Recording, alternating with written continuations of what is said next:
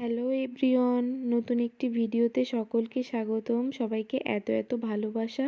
আজকে আপনাদের সঙ্গে শেয়ার করব খুবই মজার একটি সেমাই রেসিপি। আর সেমাইটা তৈরি করার জন্য প্রথমে কড়াইয়ে দিয়ে দিয়েছি আমি 3 থেকে 4 চা চামচ সয়াবিন তেল। তেলটা যখন খুব ভালো করে গরম হয়ে যাবে তখন আমি সেমাইগুলো ভেজে নিব। সেমাই রান্না করার জন্য এখানে আমি স্টিক সেমাইটা নিয়েছি। আর সেমাইগুলো একটুখানি হাত দিয়ে গুঁড়ো করে নিয়েছি। এবার এই তেলের মধ্যে একটা খুন্তির সাহায্যে সেমাইগুলো একটু ভালো করে ভেজে নিব। মোটামুটি 3 থেকে 4 মিনিট সময় ধরে আমি এই সেমাইটা ভেজে নিব। আর সেমাইটা ভাজার সময় অবশ্যই চুলার ফ্লেমটা মিডিয়াম টু লো হিটে রাখতে হবে, তা না হলে সেমাইটা একদম পুড়ে যাবে আর সেমাইটা তেতো হয়ে যাবে, খেতে ভালো লাগবে না।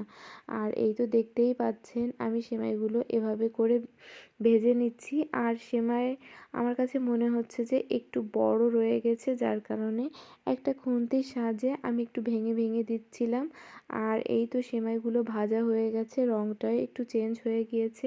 এবার একটি প্লেটের মধ্যে আমি এই সেমাইগুলো উঠিয়ে নিয়েছি। এবার সেমাই রান্না করার জন্য সেম কড়াইয়ের মধ্যে আমি এখানে হাফ কাপ পানি দিয়ে দিয়েছি। পানিটা যখন একটু খুব ভালো করে ফুটে উঠবে তখন আমি এর মধ্যে দিয়ে দিলাম পরিমাণ মতো চিনি। চিনিটা আপনারা আপনাদের ইচ্ছা মতন ব্যবহার করতে পারেন।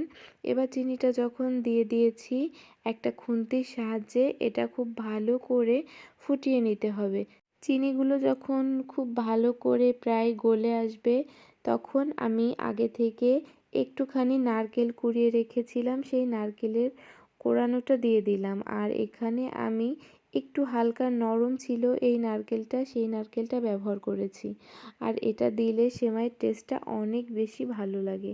এরপরে এর মধ্যে দিয়ে দিলাম অল্প কিছু গরম মশলা আর দিয়ে দিয়েছিলাম আমি এখানে একটুখানি লবণ। এবার এগুলো একটুখানি নেড়েচেড়ে মিশিয়ে নেওয়ার পরে আগে থেকে যেই সেমাইটা আমি ভেজে রেডি করে রেখেছিলাম সেই সেমাইগুলো আমি এর মধ্যে দিয়ে দিয়েছি। আপনারা চাইলে এখানে আপনাদের পছন্দ মতো একটুখানি শক্ত কিংবা নরম করে এই সেমাইটা রান্না করে নিতে পারেন। আমি এখানে একটু নরম করে সেমাইটা রান্না করেছি, আর এভাবে করলে সেমাইয়ের টেস্টটা অনেক গুণ ভালো আসে। আর দেখতেই পাচ্ছেন সেমাইটা রান্না আমার প্রায় শেষের পথে। আর এটা দেখতেও যেমন সুন্দর হয়েছে, খেতেও কিন্তু অনেক বেশি মজা হয়েছে। আর সেমাইটা কেমনভাবে আমি রেখেছি সেটা আপনাদের একটা খুন্তির সাহায্যে তো আমি দেখিয়েই দিলাম।